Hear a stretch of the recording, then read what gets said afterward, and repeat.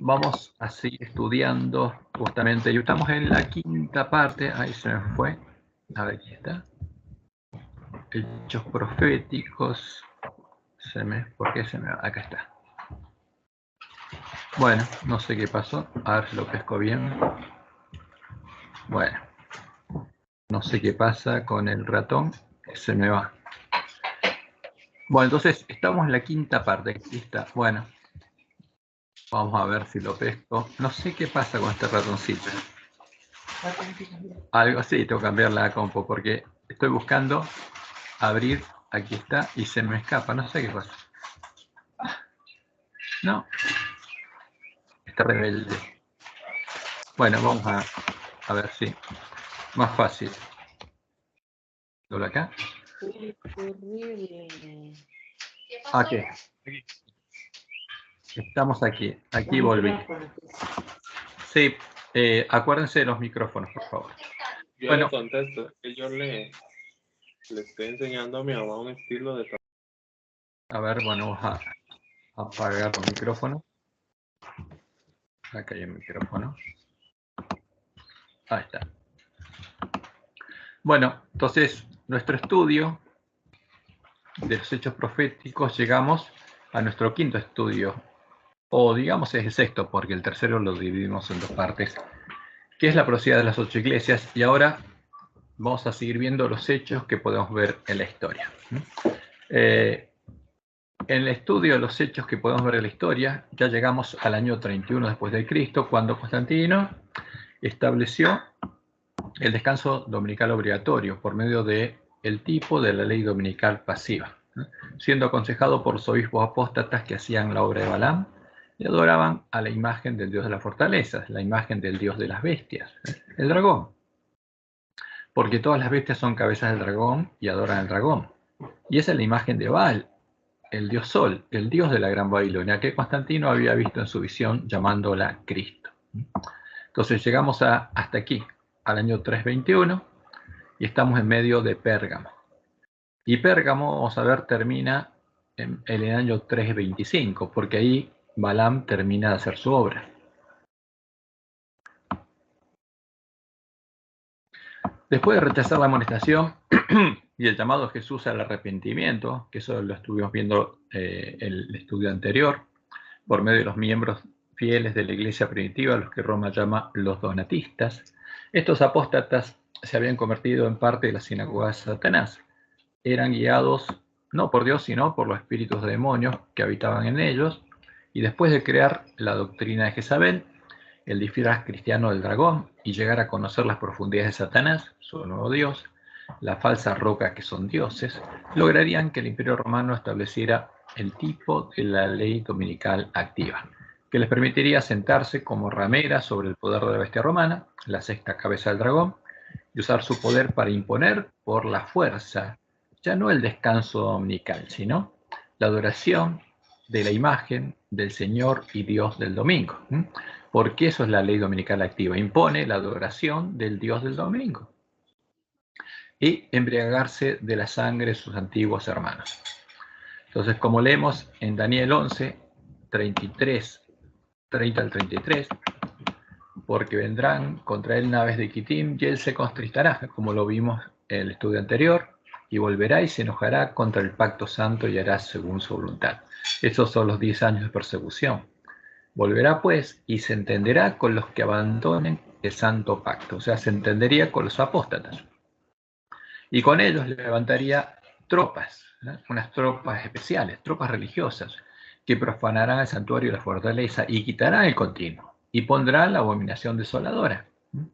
Entonces, este grupo que se unió a Constantino son los que quitarían la obra de Cristo, el continuo, la obra que se realizaba en el santuario de Dios, y pondrían a la abominación desoladora. Y ahora vamos a identificarla.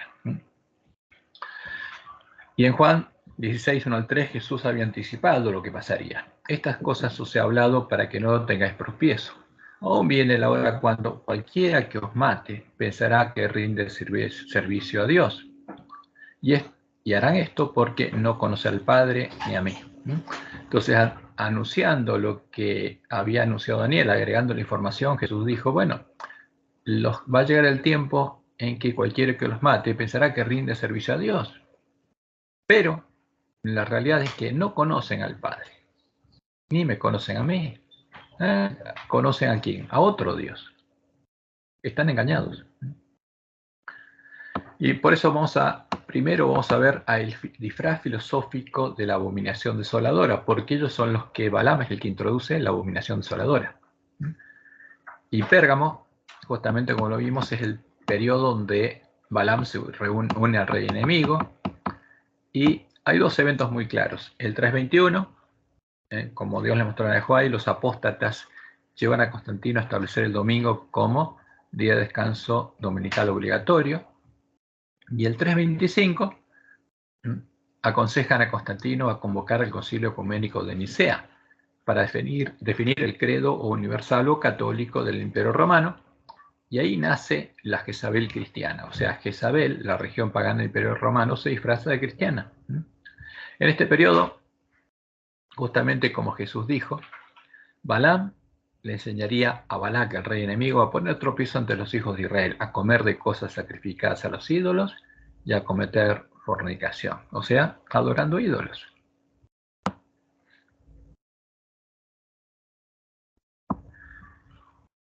Y los que hicieron la obra de Balaam, introduciendo dentro de la iglesia cristiana la abominación a la que adoraba Constantino y creando la doctrina que Jezabel enseñaría al pueblo de Dios para hacerle comer de cosas sacrificadas a los ídolos y cometer fornicación, fueron los apóstatas que se unieron a Constantino. Y entre ellos había miembros de la escuela filosófica de Alejandría, como lo cuenta Roma.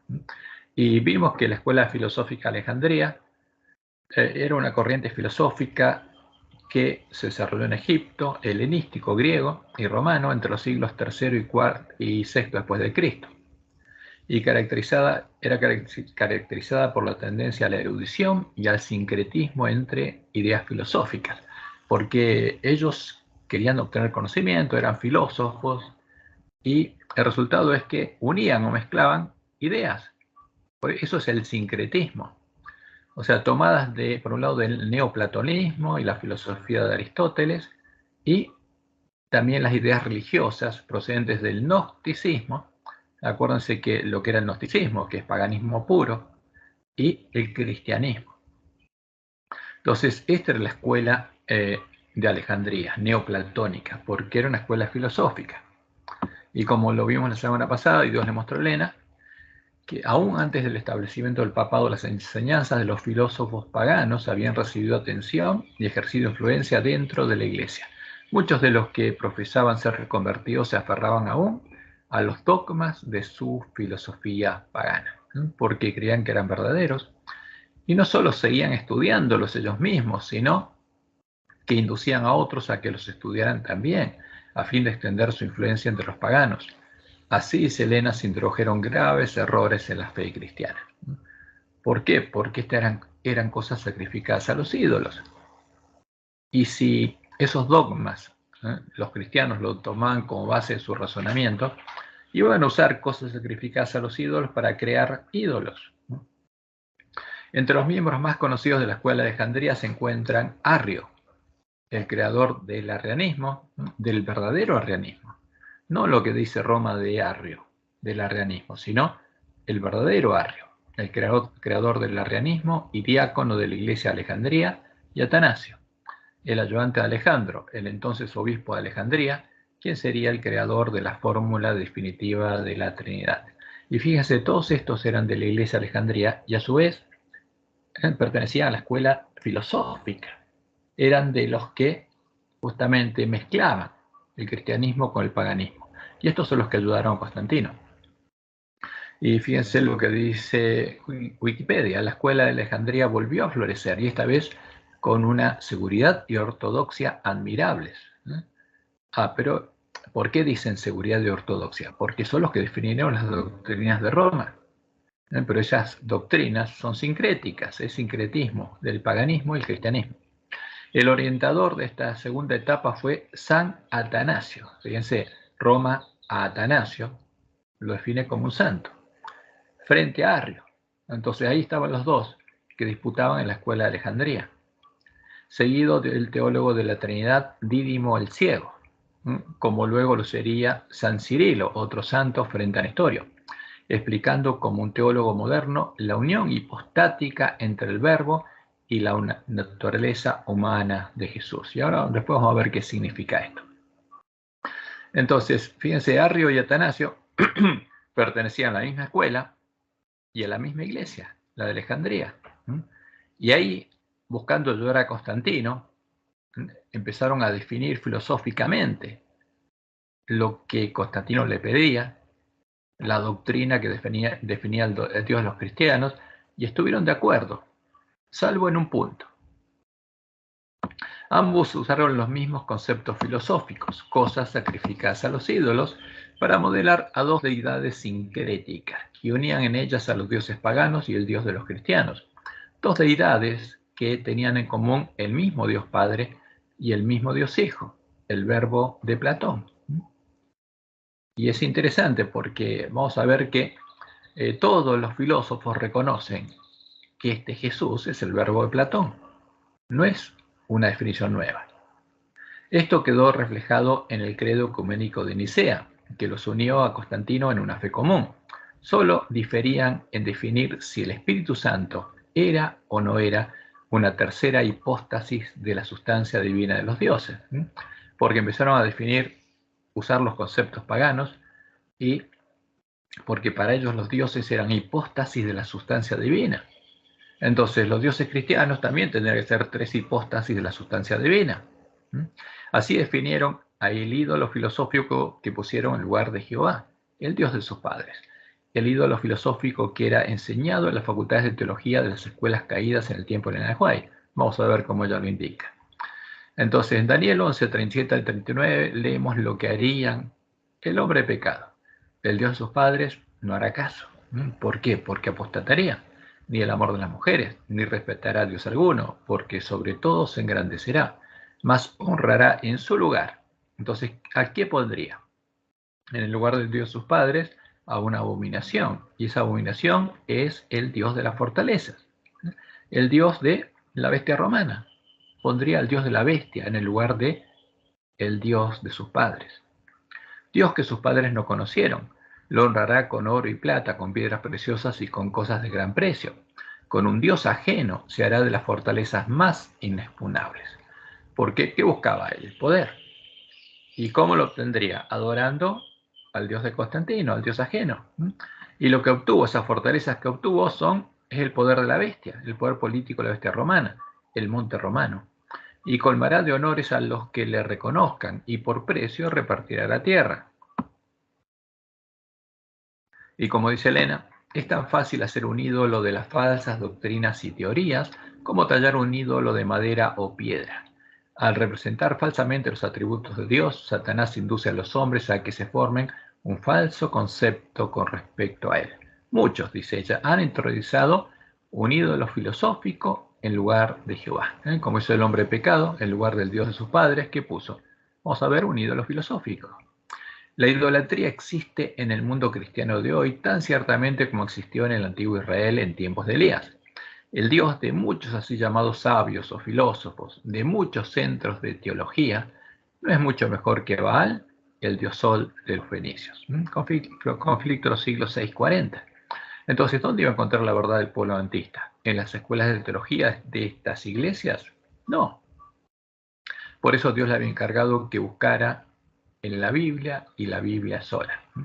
En el año 325, en el Concilio Ecuménico de Nicea, mediando Constantino entre los partidarios de las dos fórmulas, fue definida la primera fórmula de la Trinidad, de la doctrina de la Trinidad, que unía a arrianos, trinitarios y a Constantino en un credo universal o católico. ¿Por qué? ¿Qué diferencia había entre arrianos y trinitarios? Solo había una diferencia en la definición de si había una tercera hipóstasis o no en la deidad que estaban definiendo. Unos decían que el Espíritu Santo era una tercera hipóstasis o persona, una tercera hipóstasis de la sustancia divina, y los arrianos decían que no. Pero estaban de acuerdo en la definición del Dios Padre y el Dios Hijo. Y Constantino medió entre ellos para que para que se pusieran de acuerdo. Y como no se ponían de acuerdo, él dijo, bueno, esto es lo que estamos de acuerdo, fírmenlo. No están de acuerdo en qué es el Espíritu Santo, no importa. Lo importante es que estén de acuerdo en quién es el Dios Padre y quién es el Dios Hijo. Y dejando temporalmente de lado sus diferencias para poder acordar con Constantino, definieron un Dios Padre genérico, sin nombre, con las características de Zeus. Y usando los mismos conceptos con los que definían a Apolo, definieron a un Señor Jesucristo, un Dios Hijo engendrado por el Dios Padre de su esencia, su sustancia. Del mismo modo en el que los filósofos indicaban que los dioses paganos engendraban a sus hijos. Y esta es la base del politeísmo pagano, el origen de los dioses de la bandera negra de los paganos. Y el tema es que definieron acá, usando esos conceptos, del mismo modo que lo hacían los filósofos paganos, a nuevos dioses. ¿No? Porque fíjense cómo quedó registrado en el credo de Nicea. Dice ahí, creemos en un Dios Padre, todopoderoso, hacedor de todas las cosas visibles e invisibles. Ahora, pero ¿cómo se llama ese Dios Padre? Porque los griegos pensaban que este Dios Padre era Zeus, porque Zeus era el creador de todas las cosas y el creador de los hombres.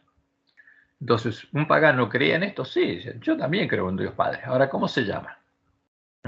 No hay que nombrar el nombre, porque si no nos podemos unir, hay que eliminar el nombre. Por eso Jesús le dice que ellos, al ángel justamente de Pérgamo, que le dice que los apóstatas negaron su nombre y negaron su fe. Y creemos en un Señor Jesucristo, el Hijo de Dios, engendrado, como el unigénito del Padre, es decir, de la sustancia del Padre. Dios de Dios, luz de luz, Dios verdadero, engendrado, no hecho, consubstancial al Padre. Entonces acá está el concepto de un Dios que engendra a otro hijo. Entonces si Jesús es un Dios hijo, él no puede decir yo soy el alfa y el omega, porque no es el alfa. Sería como Apolo no puede decir que es el alfa, sino que su padre está antes que él. Acá Jesús sería ¿qué cosa? Un Dios engendrado por otro. Y además sería el agente del Dios Padre. Porque dice, mediante el cual todas las cosas fueron hechas, tanto las que están en los cielos como las que están en la tierra. Y este es el concepto que aparece después, que es el verbo de Platón, ¿no? Como dice la Iglesia de Roma, que San Cirilo mezcló con, justamente definió cómo fue la unión hipostática del verbo con justamente la esencia humana. Entonces, quien para nosotros los humanos y para nuestra salvación descendió y se hizo carne, se hizo humano y sufrió y resucitó al tercer día y vendrá a juzgar a los vivos y a los muertos. Este es el credo de Nicea. Entonces el Dios Padre, que es la imagen de Zeus, el Dios Hijo, que fue engendrado como fue engendrado Apolo, y creemos en el Espíritu Santo. Ese es el símbolo niceno. Y así fue creada, como Dios lo había anunciado, la falsa roca que son dioses. La falsa roca que está compuesta por personas que son Dios, es decir, por dioses, como en el politeísmo pagano, y a la que pusieron en lugar de Jehová, el Dios de sus padres, la verdadera roca, porque eso es lo que hicieron. Y en el Catecismo Roma explica que ella lo hizo. Artículo 51 del Catecismo Romano. Para la formulación del dogma de la Trinidad, la Iglesia debió crear una terminología propia, con ayuda de nociones de origen filosófico, sustancia, persona, hipóstasis, relación, etc. Entonces, ¿qué dice Roma? Que ella creó el dogma de la Trinidad y que para eso usó una terminología propia, que no conocían los cristianos, que ella creó e introdujo. Y en el artículo 52 dice, la Iglesia utiliza el término sustancia, traducido a veces también por esencia o por naturaleza, para designar el ser divino en su unidad. Entonces Roma adora ¿a quién? Al ser divino, que es la sustancia. Y vamos a ver cómo lo muestra en sus imágenes a quien adora. Y el Padre, el Hijo y el Espíritu Santo de la Trinidad son hipóstasis de esta sustancia, o sea, manifestaciones de este ser divino. Y dice el término persona o hipóstasis para asignar al Padre, el Hijo y al Espíritu Santo en su distinción real entre sí. Y el término relación para asignar el hecho de que su distinción reside en la referencia de cada uno a los otros. Esto dice Roma. Entonces, el ser divino al que adora es la sustancia. y adora también a sus 3 hipóstasis. O sea, acá hay 4 seres. Entonces Roma dice que ella fue la que formuló el dogma de la Trinidad, que ella creó una terminología propia, no existente en medio de la Iglesia primitiva ni en la Biblia, usando conceptos de origen filosófico, los conceptos que utilizó Atanasio, que el ser divino en su unidad, el Dios, al que adoran, es la sustancia de la cual provienen las personas o hipóstasis que conforman a la Santísima Trinidad, que el Padre, el Hijo y el Espíritu Santo de la Trinidad son personas o hipóstasis del ser divino, de la sustancia, que en sus imágenes Roma representa como el Dios Sol, el Dios de Constantino, el Dios de la fortaleza, Baal, el verdadero Dios de Roma. Entonces fíjense, acá están las imágenes que presenta Roma. Ahí está Constantino, con la imagen del sol, la visión que supuestamente le dio Jesús, donde él ve el símbolo y con la inscripción, con este símbolo, con este signo vencerás. Y ese es el signo que fue introducido en medio de las tropas que levantó y que Roma adora y la llama Jesús. Al sol con la cruz la llama Cristo. Y eso no es otra cosa que Baal con la cruz, que es el símbolo de los hijos de los dioses. Entonces este es Baal hijo. Eso es lo que significa esa imagen. Y después tenemos la imagen donde ya dicen que Dios, que es el ser divino en su unidad, es el Padre, es el Hijo y es el Espíritu Santo.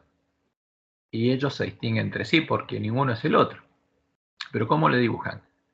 Como un ser con 3 cabezas. Y ese es el Sol, que se manifiesta en 3 hipóstasis. Una hipóstasis del Sol es el Padre, la otra hipóstasis del Sol es el Hijo, y la otra es el Espíritu Santo. Entonces ya, en la última imagen ahí tenemos a un hombre adorando a Baal Padre, Baal Hijo y Baal Espíritu Santo, porque eso es lo que significa. Esas imágenes es el Sol, las 3 hipóstasis del Sol. Y después, fíjense que abajo, ¿qué tenemos?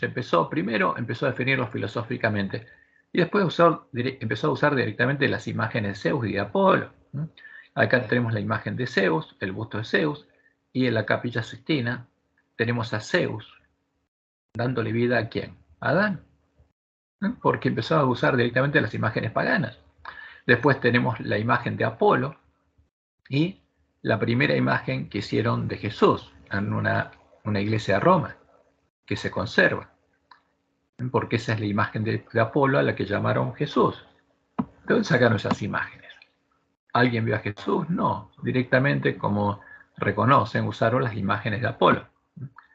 Y adorando las imágenes filosóficas de Baal, Zeus y Apolo, el ángel del abismo, porque Apolo Jesús lo identifica con el ángel del abismo, en Apocalipsis 9, empezaron a adorar a Satanás, llamándolo Dios y Cristo. Luego empezaron a adorar y llamar Dios y Cristo a las imágenes físicas de Zeus y de Apolo que habían adorado los paganos, como dice Elena en Primeros Escritos 213. La gente quedó del todo engañada. Se le enseñó que el Papa y los sacerdotes eran los representantes de Cristo, cuando en verdad lo eran de Satanás. Y a Satanás adoraban. ¿Cuántos ante ellos se postraban? O sea, el Papa y los sacerdotes romanos adoraban a Satanás, y el que se postraba ante ellos adoraban a Satanás. En el libro de la Trinidad, de Casa Editora Sudamericana, nuestros teólogos corroboran la afirmación de Roma, mostrándonos que ellos conocen el origen extrabíblico de los términos y los conceptos filosóficos usados para definir la doctrina de la Trinidad católica, el ídolo filosófico enseñado en muchas facultades de teología. Y esto está en el libro de Trinidad, página 150. Atanasio, el joven secretario de Alejandro y presbítero en la iglesia de Alejandría, asistió al concilio de Nicea. Aunque desempeñó un papel menor en las sesiones, el concilio fue un evento modelador de su vida. Pasó el resto de su vida tratando de mantener el concepto niceno de Cristo como la doctrina aceptada de la iglesia. Ahora, lo interesante es que nuestros teólogos llaman a la iglesia católica la iglesia. Porque esta es la iglesia católica, no es la iglesia del desierto. ¿Por qué? Porque ellos aceptaron estos conceptos como verdaderos, y aceptaron lo que definió el Concilio de Nicea como verdadero, cuando Dios nos muestra claramente que estas son las tropas que levantó Constantino, no es la iglesia de Cristo. Y también en la página 153 del libro de la Trinidad dicen lo siguiente: por el tiempo de su muerte, en el 373, Atanasio había convencido a la mayoría de los teólogos cristianos de la necesidad de usar la nueva terminología, más bien que autolimitarse a los términos que aparecían en la Biblia. ¿Por qué? Porque esta terminología no estaba en la Biblia. Y pasaron décadas, dicen, antes de que cada uno entendiera los nuevos significados de esos términos. Ahora vamos a ver que estos términos ahora sí están en la Biblia. ¿Por qué? Porque como Dios les mostró en el White, los sabios de Roma cambiaron las palabras de la Biblia para reflejar su doctrina. Y como vemos, obviamente, los verdaderos cristianos, los miembros de la Iglesia del Desierto, no usaban estos nuevos conceptos. Y como le indican nuestros teólogos, pasaron décadas hasta que muchos de los apóstatas los entendieran. Pero, como lo testifica el edicto de Tesalónica, el pueblo conocía a su Dios, nunca los aceptó. ¿Quiénes conocían estos conceptos? Los filósofos de la escuela de Alejandría, pero la gente común no conocía filosofía. Esto era parte del conocimiento de los eruditos. En la iglesia cristiana, los apóstoles no conocían filosofía, no usaban esos términos. Y vamos a Tiatira. Entonces, con la definición de la doctrina de Jezabel, termina el periodo de la obra de Balaam y empieza el tiempo de Tiatira. Tiatira comienza cuando Balaam termina su obra definiendo la doctrina de Jezabel y se manifiesta el hombre de pecado, y finaliza cuando son echados por tierra al lugar santuario de Dios y la verdad. Entonces, durante este periodo, Jezabel, como lo hizo en Israel, asesina a los profetas de Jehová. Eso es lo que empieza a hacer. Entonces, y este periodo comienza el año 325 y termina a finales del siglo XIII, cuando es exterminada la iglesia del desierto y la verdad y el lugar del santuario de Cristo son echados por tierra. Mientras tanto, en todo ese periodo, casi 1000 años, el pueblo conocía a su Dios, se esforzó y actuó. Entonces Jezabel ahora le da a comer al pueblo de Dios la comida que preparó Balaam y asesina al remanente de la iglesia primitiva. Entonces Jesús dice esto al ángel de la iglesia en Tiatira. Y escribe al ángel de la iglesia en Tiatira: yo conozco tus obras, y amor, y fe, y servicio, y tu paciencia, y que tus obras postreras son más que las primeras. ¿Por qué? Porque había fieles, los de la iglesia del desierto, que no se unieron a Roma, y empezaron a ser perseguidos por eso. Pero sus obras postreras eran más que las primeras, porque como anunciaba la profecía, el pueblo conocía a su Dios, se esforzó y actuó.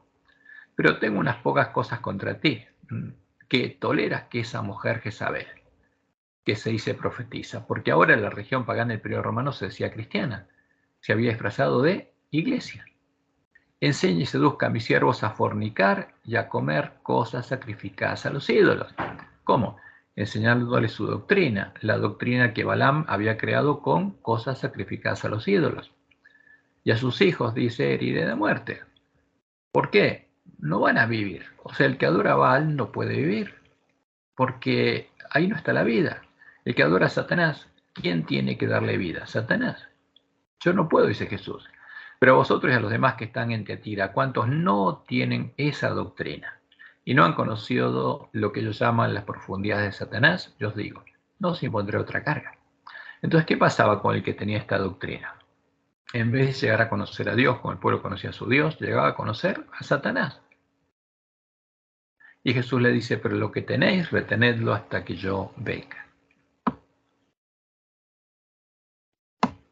Y para entender cuál fue el aporte de la religión pagana de Roma, de Jezabel, a la nueva religión ecuménica y universal de Roma, fruto de la unión del paganismo con los apóstatas de la iglesia primitiva, los que hicieron la obra de Balaam, amalgamando las cosas sacrificadas a los ídolos por los paganos con elementos de la fe cristiana, debemos entender cuáles eran las costumbres y tradiciones de la religión pagana de Roma. Y una de las tradiciones de la religión pagana de Roma, la mujer Jezabel, que aún se conservan en la iglesia de Roma, era la existencia de templos en los que había altares y se realizaban sacrificios, como el sacrificio de la mesa, y donde oficiaban sacerdotes que realizaban los sacrificios a los dioses de Roma y perdonaban pecados. Ninguna de estas cosas existía en medio de la iglesia cristiana. O sea, ¿había altares? No. Había altar en el templo de Jerusalén, pero después que Jesús cumplió justamente la profecía de todos los sacrificios, en la iglesia cristiana no había altares. Tampoco había sacerdotes. ¿Por qué? Porque Cristo era sacerdote, el único sacerdote de los cristianos. Desde el que el Cordero de Dios murió como el antitipo de todos los sacrificios que se hacían en el templo de Jerusalén, dejaron de existir los sacrificios y la ofrenda. Tampoco había sacerdotes que realizaran sacrificios, escucharan las confesiones de los pecados y perdonaban pecados, porque los cristianos tenían un único sacerdote y sumo sacerdote que intercedía por ellos ante Dios, ante nuestro Dios y Padre, Jesucristo hombre. Y era Dios el que perdonaba sus pecados, cargándolos en su santuario hasta que llegara el día de la expiación. Como leemos que Pablo lo dice en Romanos 8, 33 y 34. ¿Quién acusará a los escogidos de Dios? Dios es el que justifica. ¿Quién es el que condenará? Cristo es el que murió, más aún el que también resucitó, el que además está a la diestra de Dios, el que también intercede por nosotros. Y en 1 Timoteo 2:5 dice Pablo, porque hay un solo Dios y un solo mediador entre Dios y los hombres, Jesucristo hombre. ¿Había sacerdotes con mediadores? No, eso era pagano. Ahora, todo ese paganismo se introdujo en la nueva iglesia que formó Constantino. Y en 1 Juan 1:9, Juan dice, si confesamos nuestros pecados, Él es fiel y justo para perdonar nuestros pecados y limpiarnos de toda maldad. ¿A quién? A nuestro Dios.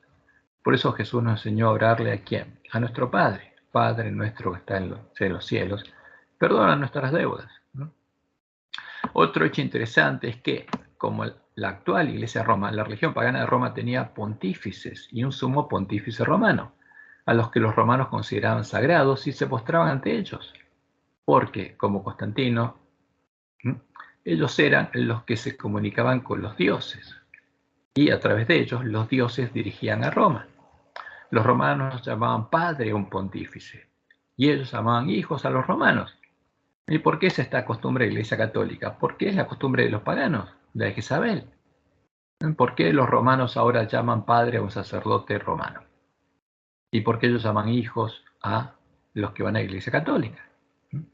Por supuesto, nada de esto ocurría en medio de la Iglesia primitiva, como leemos en Mateo 23:9.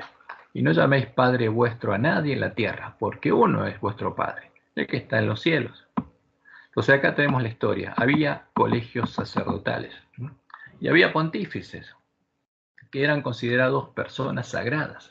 Al colegio de los pontífices le correspondía todo lo concerniente al culto público, su reglamentación, los ritos, la explicación de los misterios, ¿sí? Porque tenían misterios, como ahora tiene Roma, la supervisión de las vírgenes vestales, porque las vírgenes vestales son las monjas que tenemos ahora, la consagración de los templos, la concesión de la legitimidad de los oráculos, ¿no? O como hace el Vaticano ahora, hay un milagro o hay una visión, un sueño, ellos tienen que decir si es legítimo o no. La reforma del calendario, como hizo el Papa Gregorio, que definió nuestro calendario, el calendario gregoriano, y la salvaguardia en archivos de los anales de la historia romana, el archivo del Vaticano. Los pontífices, por distinción, iban a la cabeza de los magistrados y presidían todos los juegos del circo, anfiteatro y teatro, celebrados en honor de cualquier divinidad. Cuando un pontífice se dirigía a la plebe, lo hacía con la fórmula hijos míos, como sacerdote romano, como hace el Papa Francisco. El pontífice Maximus, sumo pontífice, era el único ciudadano que no debía rendir cuentas al Senado ni al pueblo de Roma, y su dignidad era vitalicia, como el Papa, que es vitalicio una vez que lo nombra. Entonces todo esto viene ¿de qué? Del paganismo. Por eso es la mujer Jezabel. Jesús llama a la iglesia de Roma la mujer Jezabel porque simplemente se disfrazó de iglesia. Acá estaban las vestales, sacerdotisas de Vesta, que vivían aisladas y tenían un noviciado en el que aprendían los misterios sagrados y después ejercían las funciones del templo. Y finalmente ellas eran las encargadas de instruir a las novicias. Y había curiones o curas. Fueron establecidos por Rómulo, según la tradición, como jefes espirituales que presidían el sacrificio en cada curia y las fiestas de los particulares. Estos sacerdotes, que debían tener 50 años de edad y ser de buenas costumbres, estaban subordinados a un patriarca que se llamaba Curio Máximo, elegido por ellos mismos en una asamblea llamada Comitia Curiática. Entonces la curia elegía al Curio Máximo, que ahora es él, porque es el que elige al Papa. El Curio Maximus anunciaba las fiestas fornacales. Ahora, Esta es la religión pagana. ¿Y qué diferencia hay con la nueva? Muy poca. Como podemos ver, no solo había pontífices, había curas encargados de hacer los sacrificios en sus curias o diócesis, había clérigos, monjes y monasterios, y había vírgenes vestales y novicias que vivían aisladas en sus templos, como actualmente las monjas y las novicias que vivían en conventos. Todos estos elementos del paganismo, incluyendo la vestimenta y los símbolos de autoridad de los pontífices y sacerdotes paganos, fueron introducidos en la nueva Iglesia Universal o Católica por Silvestre I, que fue el primer papa. Entonces, ¿por qué ahora un católico se postra ante un sacerdote? Porque eso es lo que hacían los romanos. Y los apóstatas, viendo lo que sucedía en la región pagana, también desearon ser adorados, porque una vez que fueron hechos habitación de demonios, tuvieron el mismo sentimiento que el príncipe de este mundo, ¿eh?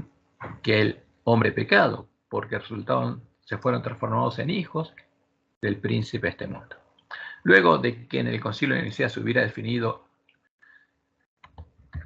que hay la doctrina de Jezabel, el nuevo credo universal o católico del Imperio Romano, que debía unir a cristianos y paganos en una misma adoración, Constantino le cedió al entonces obispo de la nueva Iglesia Universal o Católica de Roma los símbolos de su autoridad en la religión pagana del Imperio Romano. ¿Qué le dio? Su trono sumo pontífice romano. Le dio la tiara o triple corona pontificia, el símbolo de autoridad en el cielo, la tierra y en el infierno, y su autoridad como Pontifex Maximus, que empezó a ejercer como vicario del César. Fíjense, el Papa dice que es vicario de Cristo, pero la realidad es que era vicario del César, y por casi, 60 años, o más de 60 años, fue vicario del César, en el tiempo en que se lo conoce como el césaropapismo, porque el César era el sumo pontífice, y el obispo de Roma era su vicario, que ejercía la función que él le delegaba. Hasta que el Papa que redactó el Edicto de Tesalónica, el emperador romano, que firmó y puso en vigencia el Edicto de Tesalónica, finalmente cedió ese título definitivamente al Papa. Entonces, Silvestre I, el primer Papa, el primer obispo de Roma y sumo pontífice romano, reglamentó la incorporación de la estructura sacerdotal de la religión pagana de Roma en medio de la nueva Iglesia de Roma, sus clérigos y sacerdotes, y lo hizo junto con sus ceremonias y ritos paganos, a las que cristianizó como los santos sacramentos, y justamente que los sacerdotes romanos continuaron oficiando, porque siguieron haciendo lo mismo, solo que ahora tenían nombre cristiano. Fíjense, este es Silvestre I, que Roma dice fue el Papa número 33, pero fue el rey primero. El Papa Silvestre I fue el primero en ceñir la tiara, o triple corona pontificia, porque él fue el primer obispo de Roma que fue sumo pontífice romano. Los otros no eran papas, eran obispos, pero este sí, es el primer hombre de pecado. Algunos historiadores le atribuyen la institución oficial del domingo como Día del Señor para recordar la resurrección. Entonces, como los apóstatas aconsejaron a Constantino establecer el domingo como día de descanso dominical obligatorio, ellos en la iglesia de Roma empezaron a adorar el domingo, y Silvestre fue el que estableció eso. Pero no solo eso, cuando Constantino le dio su trono, su poder y su autoridad, dictó además reglamentos para la ordenación de los clérigos. ¿Había en la Biblia, había en la iglesia cristiana clérigos? No.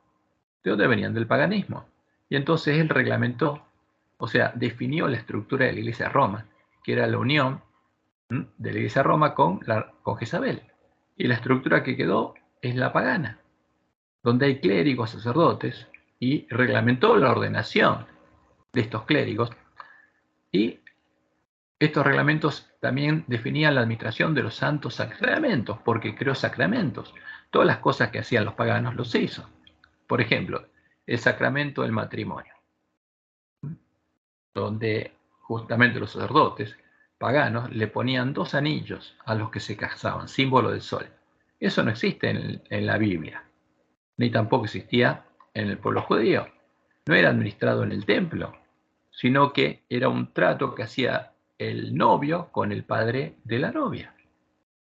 Y así se arreglaba, pero no había una iglesia, un templo donde se casara. Esa es una tradición pagana. Entonces, Esos son los sacramentos que Silvestre I cristianizó y organizó la ayuda que debía darse a los sacerdotes y a los fieles necesitados. ¿Por qué? Porque antes esos sacerdotes recibían su sueldo ¿de dónde? Del Estado. Ahora también lo recibirían del Estado, pero la plata iría primero al obispo de Roma y él la repartiría, ¿no?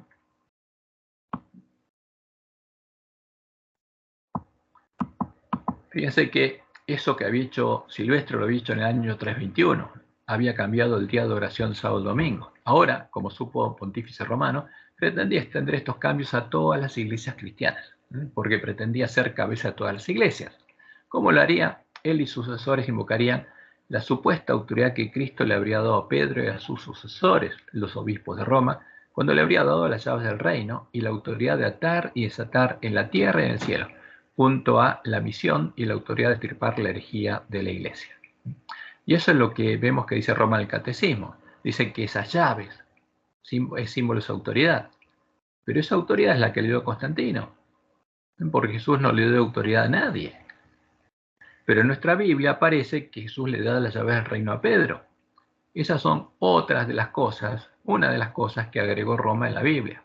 Después vamos a tratar de ver cómo podemos identificar claramente cuáles son las palabras sabias de Roma y cuáles son realmente las verdaderas palabras inspiradas por Dios, porque tenemos que arreglar nuestras Biblias para que los dos testigos vuelvan a la vida.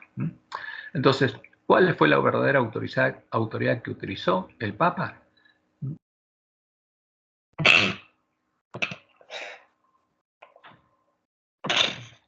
Perdón. Como Jesús lo había anunciado en la profecía de Apocalipsis, utilizó autoridad que le dio el dragón, a quien Silvestre I ahora llamaba Cristo. Y él se la dio a través de Constantino, el entonces rey de la bestia romana, la sexta cabeza del dragón, que también era el sumo pontífice romano, el sumo pontífice de Jezabel, la ramera romana, la sexta cabeza de la bestia religiosa, la ramera que se sentaba sobre el sexto monte y sufriría una herida de muerte, de espada, como leemos en Apocalipsis 13, 1 y 2. Me paré sobre la arena del mar y vi subir del mar una bestia que tenía 7 cabezas y 10 cuernos. ¿Y quién le dio su trono, su poder y su autoridad? Y el dragón. El dragón le dio su poder y su trono y grande autoridad. Y literalmente esto se cumplió. Como anunciaba la profecía, el trono que Constantino le daría al nuevo padre de los romanos, al nuevo Pontifex Maximus de Roma, al nuevo sumo pontífice romano, sería el trono de Satanás. Y cuando Silvestre I introdujera ese trono por primera vez en, en una iglesia cristiana, la iglesia que Constantino había construido en Letrán, se ciñera la tiara, se sentara en su trono y se manifestara el hombre de pecado, el hijo de perdición, el hijo de Satanás. Entonces Satanás se sentaría con él en su trono. ¿Por qué? Porque ese era el trono de Satanás. Como leemos en 2 Tesalonicenses 2, 1 al 4. Pero con respecto a la venida de nuestro Señor Jesucristo y nuestra reunión con Él, dice Pablo, nadie os engañe en ninguna manera, porque no vendrá sin que antes venga la apostasía, como está definida en Daniel 8, y se manifieste el hombre de pecado, el hijo de perdición, el cual se opone y se levanta contra todo lo que se llama Dios o objeto oculto, tanto que se sienta en el templo de Dios como Dios, haciéndose pasar por Dios. Y acá en esta imagen tenemos a la izquierda el trono del sumo pontífice romano que Constantino le dio a Silvestre. Y él tomó este trono, el trono de Satanás, y lo puso en la iglesia de Letrán. Y a la derecha está el nuevo trono, porque la iglesia de Letrán fue remodelada y el Papa se hizo poner otro trono que está ahí. Entonces, cuando un católico entra a la iglesia y se sienta, ¿a quién está mirando? Al Papa, que puso ese trono ahí y se sentó en el templo de Dios como Dios, haciéndose pasar por Dios, y se hizo adorar por los cristianos ese tiempo. Y ahí se manifestó el hombre de pecado. Como dice Elena, la conversión nominal de Constantino a principios del siglo IV causó gran regocijo y el mundo, disfrazado con capa de rectitud, se introdujo a la iglesia. Desde entonces la obra de corrupción progresó rápidamente. El paganismo, que parecía haber sido vencido, vino a ser el vencedor. Su espíritu dominó a la iglesia. Sus doctrinas, ceremonias y supersticiones se incorporaron a la fe y al culto de los que profesaban ser discípulos de Cristo. ¿Por qué? Porque siguió siendo el paganismo romano disfrazado de cristiano. Esta avenencia entre el paganismo y el cristianismo dio por resultado el desarrollo del hombre de pecado predicho en la profecía como oponiéndose a Dios y ensalzándose a sí mismo sobre Dios. Ese gigantesco sistema de falsa religión es obra maestra del poder de Satanás, un monumento a sus esfuerzos para sentarse él en el trono. ¿Quién se sentó con el Papa ahí? Satanás. Ahora, porque los que hicieron la obra de Balaam se hicieron habitación de demonios. Pero el problema de los demonios es que no pueden hacer lo que Dios hace, porque Dios es omnipresente. Pero los demonios no. Solo pueden habitar en una persona. Ahora, ¿cuál es el honor del Papa? Que Satanás se sentó con él, porque él se hizo habitación de demonios. ¿Pero qué demonio especial habita en él? Satanás mismo. Eso es lo que dice la profecía. Como dice Elena White, es obra maestra del poder de Satanás, un monumento a sus esfuerzos para sentarse él en el trono y reinar sobre la tierra según su voluntad. ¿El Papa qué es? Es su avatar. Él lo domina. Entonces, aquí abajo están las imágenes. La primera es como Roma pone la imagen del Dios Padre. La segunda es silvestre con la tiara. ¿Por qué? Porque esa corona, autoridad en cielo, tierra y infierno, ahora la tiene un hombre, el Papa. Y ahí tenemos a otro Papa vestido de sol, con la cabeza de pescado, y un obispo postrándose ante él y adorándolo. Y acá tenemos una monjita, y acá tenemos una reina postrándose ante él. Y estas son las imágenes de Roma. Y como dice Elena, la gente quedó del todo engañada. Y por eso nuestra misión es desengañar a ese pueblo, para que vean lo que están haciendo. Se le enseñó que el Papa y los sacerdotes eran los representantes de Cristo, cuando en verdad lo eran de Satanás, y a Satanás adoraban cuantos ante ellos se postraban.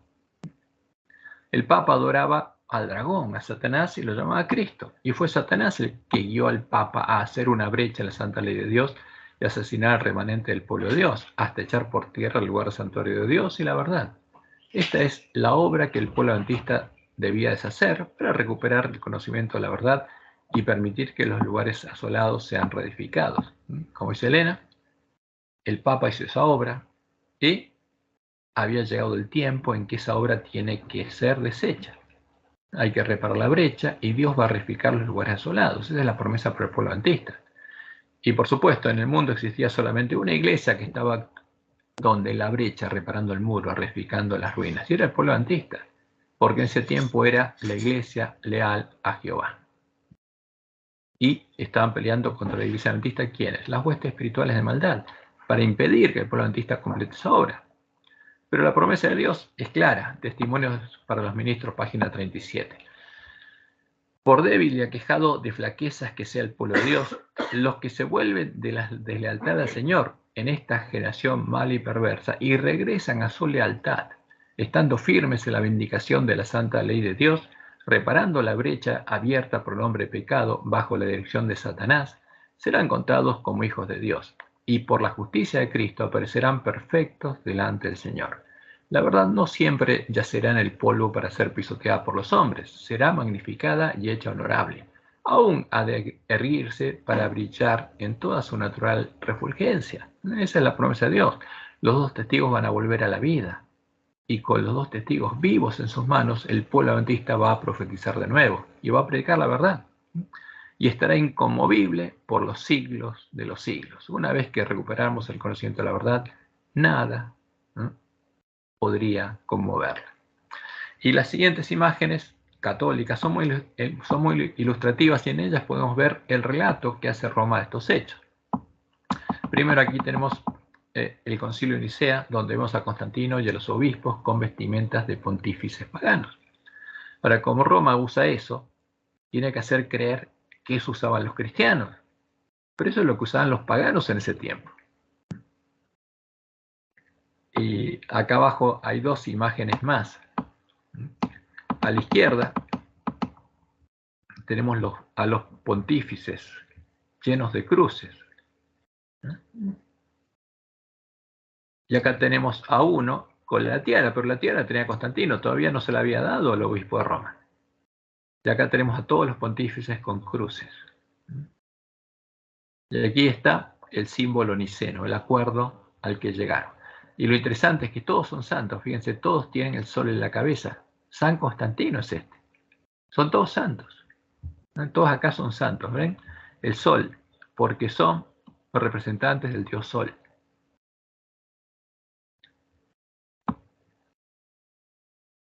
Y la segunda imagen que vamos a ver es cuando Constantino le da su autoridad a Silvestre I, vestido como sumo pontífice romano, con todos los símbolos de la adoración del dios sol.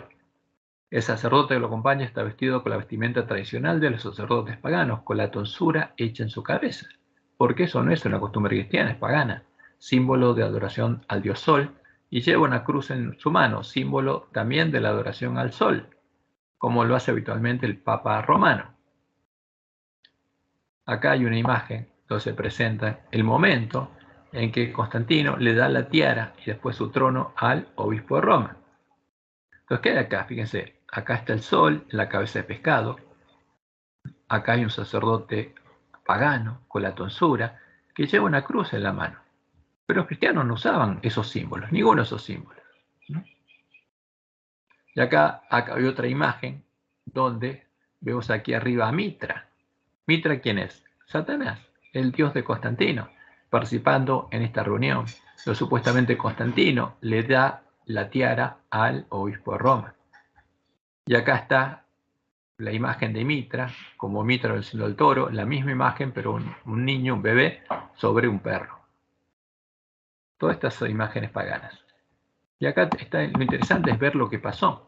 Acá hay un sacerdote pagano, romano, con la tonsura, y lo mismo hacían los romanos después, porque no cambió esa costumbre. Ahora la tratan de ocultar, pero acá tenemos Domingo de Guzmán, tonsurado de la romana, en una pintura de el fray Angélico del siglo XV.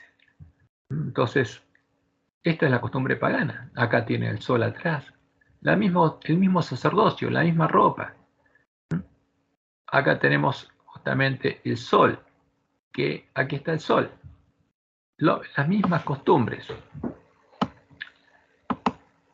Y lo mismo lo lleva el Papa. ¿Por qué? Acá tenemos, en vez de la tonsura, el Papa usa el solideo, símbolo del dios sol. Y lleva la cruz. Como el sacerdote pagano lleva la cruz, siempre aparece con una cruz en la mano, símbolo del sol. Porque todos estos símbolos son del sol. El dios sol, el dios sol, el dios sol. Todo es el dios sol. Y lo interesante es que este símbolo, la cruz, la usaban los sacerdotes asirios, porque este es un sacerdote asirio. Y tenía la barba cortada y tenía este símbolo. Fíjense, acá está el símbolo de Asur, el dios de Asiria, que lleva esos símbolos. Y esta cruz de Malta es la cruz del Papa, usa el Papa, y son las cruces que aquí, en la Cuaresma, el domingo de miércoles ceniza, un sacerdote romano pagano pone en la frente de quién, de los que van a esa ceremonia. Es un símbolo de Tamuz. O están adorando a Tamuz, porque la Cuaresma se endecha a Tamuz. Y ese es el paganismo, porque no cambió nada en Roma respecto de las tradiciones paganas. Porque Dios fue claro: no haréis tonsura en vuestras cabezas, ni dañaréis la punta de vuestra barba, ¿no? Y no haréis rasguño en vuestro cuerpo por un muerto, ni imprimiréis en vosotros señal alguna. Entonces un cristiano no tenía nada de esto, todo esto es pagano. Estos son sacerdotes paganos. ¿Qué significa ni dañaré la punta de vuestra barba? Porque los paganos se la cortaban. ¿Ves acá la imagen del dios Asur? Y los sacerdotes paganos también se la cortaban. Por eso los judíos que se dejan la barba no se cortan la barba.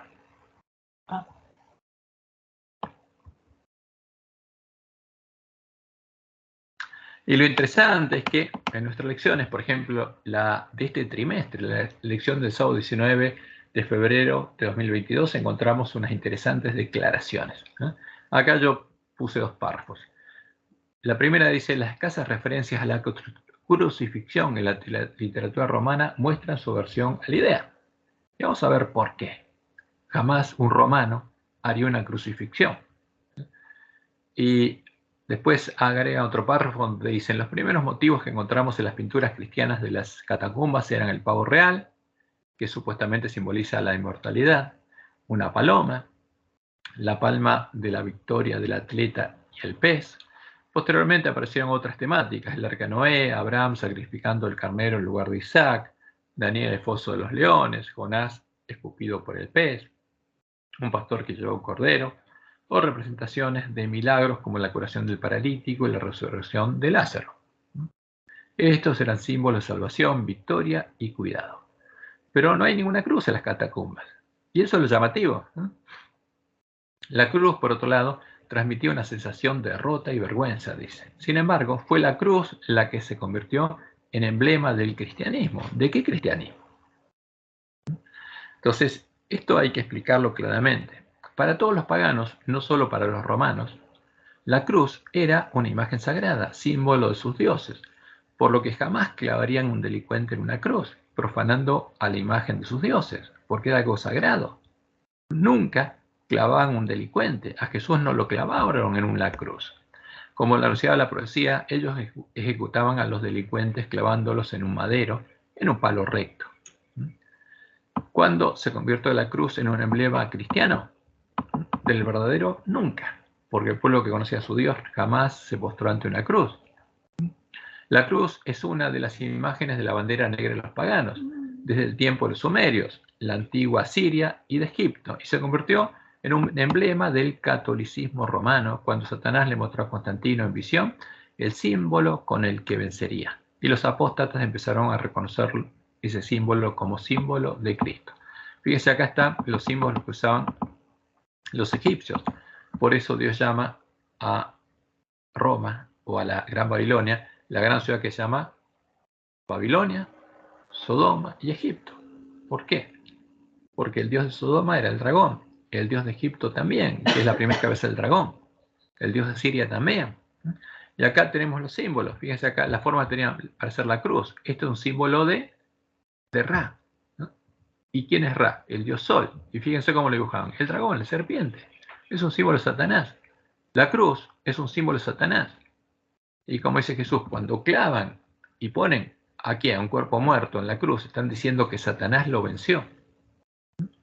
Por Jesús no fue muerto en una cruz, porque era un símbolo sagrado.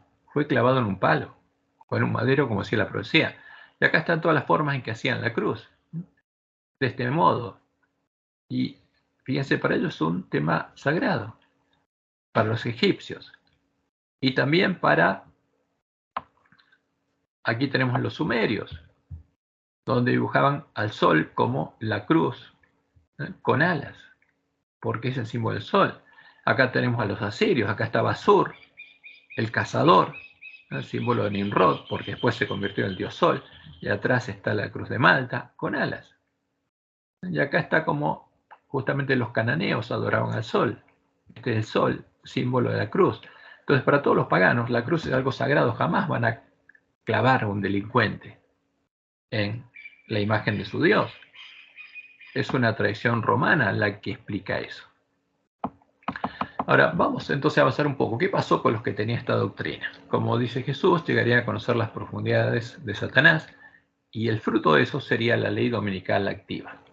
Como Jesús lo había anunciado por medio de Juan, los que tuvieran la doctrina de Jezabel, en vez de llegar a conocer a Dios como los miembros de la iglesia primitiva, llegarían a conocer las profundidades de Satanás, a ser hijos de Satanás, y como Caín, se convertirían en asesinos de sus hermanos. Como leemos en Apocalipsis 2, 20 y 24.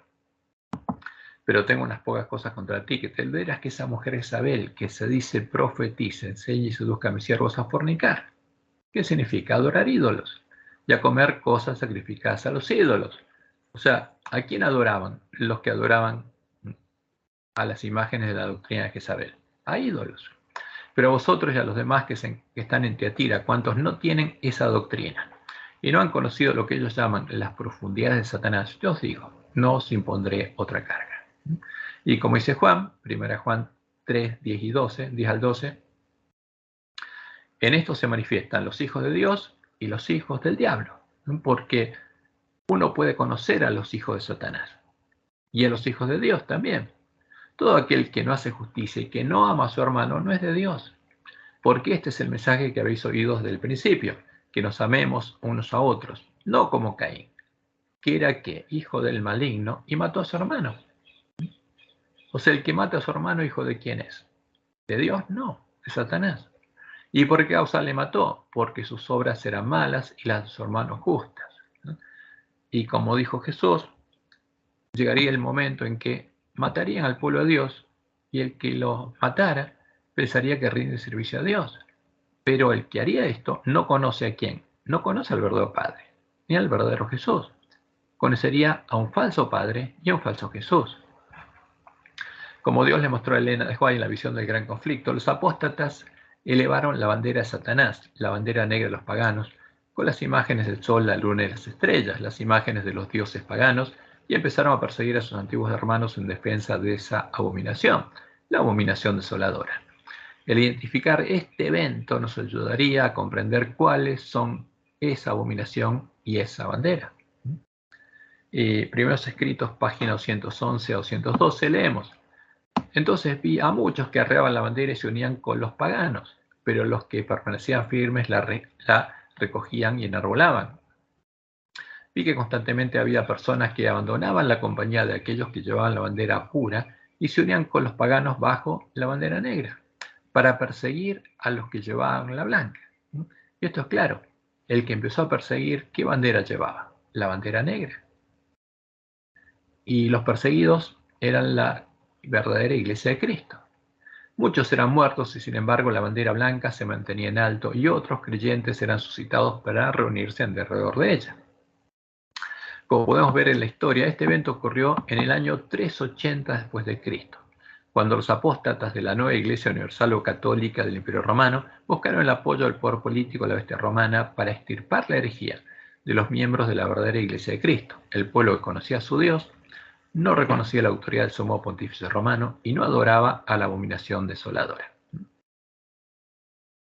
Y se levantarán, Daniel 11, 31 al 33, levantarán de su parte tropas que profanarán el santuario y la fortaleza y quitarán el continuo y pondrán la abominación desoladora.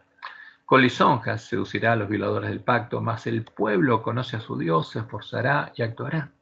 Y los sabios del pueblo instruirán a muchos, no se quedaron callados.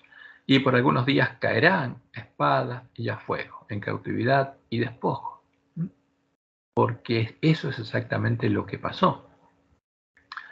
Como Dios le mostró a Elena, y dice ella, Satanás se regocijaba por la caída de tantos, y entonces incitó a la iglesia caída a obligar a quienes querían conservar la pureza de su religión a que accediesen a sus ceremonias y al culto de las imágenes o recibiesen la muerte. Los fuegos de la persecución se encendieron nuevamente contra la verdadera iglesia de Cristo, y millones fueron muertos sin misericordia. Entonces los que conocían las profundidades de Satanás se convirtieron en asesinos de sus antiguos hermanos. Lo que hicieron la bestia babilónica y la bestia romana es el tipo de la obra que indica Apocalipsis 13, hará la bestia que subirá de la tierra. La bestia que será una imagen de la bestia romana. Entonces, al ver qué pasó, eso nos va a ayudar a entender qué va a ser la bestia que sube a la tierra en nuestro tiempo. Como dice Elena de White, la fuerza, es el último recurso de toda religión falsa. ¿No? Cuando una religión persigue, es porque no es la religión verdadera. Al comienzo ensaya la atracción, como lo hizo el rey de Babilonia, con el poder de atracción de la música y del espectáculo. Si estas atracciones inventadas por hombres inspirados por Satanás no lograban que esos hombres adoraran la imagen, porque toda religión falsa es la adoración de un ídolo, porque religión es la unión de una persona con Dios, y si es falsa, el Dios es falso, adoran un ídolo, y en este caso la imagen que creó Nabucodonosor. Las hambrientas llamas del horno encendido estaban listas para consumirnos. Lo mismo sucederá ahora. ¿Qué dice Elena? Nos van a obligar a adorar una imagen. ¿Y qué hizo la bestia romana? Lo mismo, porque justamente la bestia que sube a la tierra va a ser lo mismo que la bestia romana y lo mismo que la bestia babilónica. Conflicto de los siglos, página 496. Cuando la iglesia primitiva se corrompió al apartarse de la sencillez del evangelio y al aceptar costumbres y ritos paganos, perdió el espíritu y el poder de Dios. Dios la dejó. ¿Y quién tomó su lugar? Satanás. Y para dominar las conciencias buscó el apoyo del poder civil. El resultado fue el papado, es decir, una iglesia que dominaba el poder del Estado y se servía de él para promover sus propios fines y especialmente para extirpar la herejía. Entonces, esto es muy claro. Cuando vemos a quienes quería extirpar, a esos son los herejes. Pero los herejes eran los verdaderos discípulos de Cristo. Y justamente, si nosotros queremos tener la fe de la iglesia primitiva, ese es un ejemplo para nosotros. Sabemos qué bandera tenemos que elevar y ante qué imagen no tenemos que postrarnos. Para que los Estados Unidos formen una imagen de la bestia, el poder religioso debe dominar de tal manera al gobierno civil que la autoridad del Estado sea empleada también por la iglesia para cumplir sus fines. Eso es lo que pasa en Estados Unidos. O sea, va a ser una imagen de la bestia romana y una imagen de la bestia babilónica. Entonces, para que la nueva bestia sea una imagen de la bestia babilónica y romana, acá quedó una mezcla de cosas, la bestia romana, entonces la bestia romana debe haber hecho una obra similar a la que hará la nueva bestia. La ley del Imperio Romano que unió a la Iglesia de Roma y el Estado, siendo el tipo de la ley dominical activa, también, primero, debe haber obligado a los hombres a adorar a la bestia religiosa, como dice Apocalipsis 13. Debe haber obligado a los hombres a adorar a la imagen a la que adoraba la bestia religiosa. Debe haberle puesto una marca a los hombres que adoraban a la bestia de su imagen. Debe haber hecho que ningún hombre pudiera comprar ni vender, sino solo el que tuviera la marca o el nombre de la bestia. Y debe haber declarado hereje y hecho matar al que no adoraba a la bestia y a la imagen a la que adoraba la bestia, justamente la bestia religiosa, al dios de la bestia religiosa, y no recibía la marca de la bestia, la marca de su nombre. Esto es lo que dice Apocalipsis 13. Y si lo que Dios le mostró en él es verdad, entonces la bestia romana tiene que haber hecho lo mismo. Después vi otra bestia que subía de la tierra y tenía 2 cuernos semejantes a los de un cordero, pero hablaba como dragón. ¿Por qué? ¿Quién habla por medio de ella? Por medio de ella, Satanás, porque es una cabeza del dragón. Y ejerce toda la autoridad de la primera bestia en presencia de ella, y hace que la tierra y los moradores de ella adoren a la primera bestia, cuya herida mortal fue sanada. O sea, ¿cómo la adora el falso profeta? Reconociéndola como la verdadera iglesia de Cristo. Y justamente lo que va a hacer es prohibir que se predique el mensaje de los 3 ángeles. Eso es lo que va a hacer. También hace grandes señales de tal manera que aún hace descender fuego del cielo a la tierra delante de los hombres. ¿Quién va a hacer esto? El falso profeta, el que está sentado sobre el monte. Y engaña a los moradores de la tierra con las señales que se le ha permitido hacer en presencia de la bestia, mandando a los moradores de la tierra que le hagan imagen a la bestia que tiene la herida de espada y vivió. Y se le permitió infundir aliento a la imagen de la bestia para que la imagen hablase e hiciese matar a todo el que no la adorase. Y hacía que a todos, pequeños y grandes, ricos y pobres, libres y esclavos, se le pusiese una marca en la mano derecha o en la frente, y que ninguno pudiese comprar ni vender, sino el que tuviese la marca o el nombre de la bestia o el número de su nombre. Aquí hay sabiduría.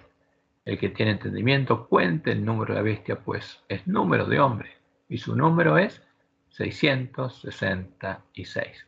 El original no dice 666, sino dice 666.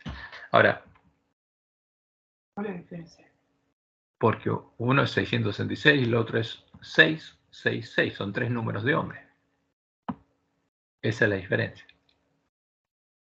Ahora, pero fíjense lo que dice la profecía que va a ser la bestia que sube a la tierra, exactamente lo que hizo Roma. Y es lo que podemos ver en la historia al analizar el edicto del Imperio Romano que unió a la Iglesia de Roma con el Estado para reanudar la persecución de la verdadera Iglesia de Cristo. El Imperio Romano obligó a todos los hombres a adorar a la imagen a la que adoraba el obispo de Roma y le puso una marca, un nombre al que la adoraba, para que solo los que tuvieran esa marca pudieran comprar y vender. Y es exactamente la obra que anuncia la profecía que hará la bestia que suba de la tierra en tiempo de angustia. Este es el edicto de Tesalónica, del año 380 después de Cristo, que cualquiera puede encontrar. ¿Y qué dijo la bestia romana? Queremos que todos los pueblos que son gobernados por la administración de nuestra clemencia profesen la religión. Y como Dios le mostró a Elena, es un edicto similar al de Nabucodonosor. porque Nabucodonosor obligó a los hombres a adorar una imagen. Y esta es una ley religiosa que obliga a tener una religión. Y la religión es la adoración de un Dios. Y la define así: la religión que profesan el pontífice Dámaso, o sea, el Papa Dámaso, y el obispo Alejandría, que en ese tiempo era Pedro. Y la define: esto es, según la doctrina apostólica y la doctrina evangélica, creemos en la divinidad única del Padre, del Hijo y del Espíritu Santo, bajo el concepto de igual majestad y de la piadosa Trinidad. O sea, ¿qué dice el Imperio Romano? Tenemos un Dios oficial y todos tienen que adorarlo. Y el imperio, nosotros creemos en ¿qué? En la Trinidad. En la divinidad única del Padre, del Hijo y del Espíritu Santo, bajo el concepto de igual majestad y de la piadosa Trinidad. Ordenamos que tengan el nombre de cristianos católicos quienes sigan esta norma. O sea, a los que adoran a la Trinidad los llamamos cristianos católicos. Le pone una marca, un nombre. Mientras que a los demás, o a los que no la adoran, los juzgamos dementes y locos. Entonces, si alguien es demente y loco, pierde sus derechos civiles y no puede comprar ni vender, y además es despojado de sus bienes, como nos decía la profecía. Pero no solo eso, dice, sobre los que pesará la infamia de la herejía. Entonces, el que no adora a la Trinidad no es cristiano católico, sino es hereje. Sus lugares de reunión no recibirán el nombre de iglesias y serán objeto primero de la venganza divina y después serán castigados por nuestra propia iniciativa que adoptaremos siguiendo la voluntad celestial. Este es el edicto de Tesalónica. Y aquí la Iglesia de Roma se sienta sobre el poder político de la bestia y se transforma en el papado, el poder que usa el poder político para perseguir y asesinar al que no adora a su Dios. Este es el verdadero tipo de la ley dominical activa, donde se obliga no a descansar el domingo, sino a adorar al Dios del domingo, como hizo Nabucodonosor. Este es el tipo de ley dominical activa. Fíjense, ¿y qué hizo? Obligó a los hombres a adorar a la bestia religiosa, reconociéndola como la iglesia de Cristo. Obligó a los hombres a adorar a la imagen a la que adoraba la bestia religiosa, el Dios de la Trinidad. Le puso una marca, un nombre, el nombre de cristianos católicos, a los hombres que adoraban a la bestia y a su imagen. Hizo que ningún hombre pudiera comprar ni vender, sino solo el que tuviera la marca o el nombre de la bestia. Declaró hereje e hizo matar al que no adoraba a la bestia ni a la imagen a la que adoraba la bestia, al Dios la Trinidad, y no recibía la marca de la bestia, la marca de su nombre. O sea, el que no era cristiano católico. Y lo importante acá es que entendamos esto. ¿Cómo hizo Nabucodonosor para saber si adoraban o no la imagen? Les preguntó a los amigos de Daniel si iban a adorar la imagen. ¿Qué dijeron ellos? No la vamos a adorar. ¿Y qué hace el Imperio Romano? ¿Necesitaba poner un chip a alguien? Eso es un invento de Roma, para distraernos. Lo único que tenía que hacer era preguntarle a un cristiano si adoraba o no adoraba la Trinidad. Y si decía, la adoro, bueno, puedes comprar y vender, adelante. No le ponían ninguna marca, porque decir la adoro ya estaba negando a su Dios, y es lo único que quería Satanás. Y lo mismo va a pasar ahora. Ahora, pero esto es lo que hizo la bestia romana. Por eso, sin lugar a duda, podemos identificar el significado de todos los símbolos de la profecía, porque acá se cumplió la profecía, este es el hecho real. Entonces, lo simbólico se transforma en la realidad. Primero, el hombre de pecado es el obispo de Roma. Es claro. El trono de Satanás es el trono del sumo pontífice romano. La mujer Jezabel es la iglesia universal o católica del Imperio Romano. La doctrina de Jezabel es la doctrina de la Trinidad de Roma. La bandera negra de los paganos es la doctrina de la Trinidad de Roma, lo que elevaron para perseguir. Ahí están las imágenes de los dioses paganos. Las imágenes de la bandera negra de los paganos son las imágenes definidas de la doctrina de la Trinidad de Roma, las imágenes cristianas del Dios de la fortaleza, de Satanás. El Dios de la Trinidad es la abominación desoladora de la que habló el profeta Daniel. El falso Jesús es definido en la doctrina de la Trinidad de Roma. Es la puerta ancha y el camino espacioso que lleva a la perdición. Es la semilla de la cizaña que, cuando germina y crece en el corazón, lleva a conocer las profundidades de Satanás, a reflejar plenamente la imagen de Satanás. Y no hay que olvidarse que estos son hechos que no podemos negar. Estos son los hechos que podemos ver en la historia. Ahora, la pregunta inmediata es, ¿cuál es la verdad? Porque esto simplemente nos muestra lo que es la doctrina de la Trinidad definida por Roma. Entonces la pregunta queda abierta. ¿Hay otra Trinidad que no sea falsa? Que no sea como esta? ¿Cómo es Dios? O sea, ¿cuál es la verdadera doctrina acerca de Dios?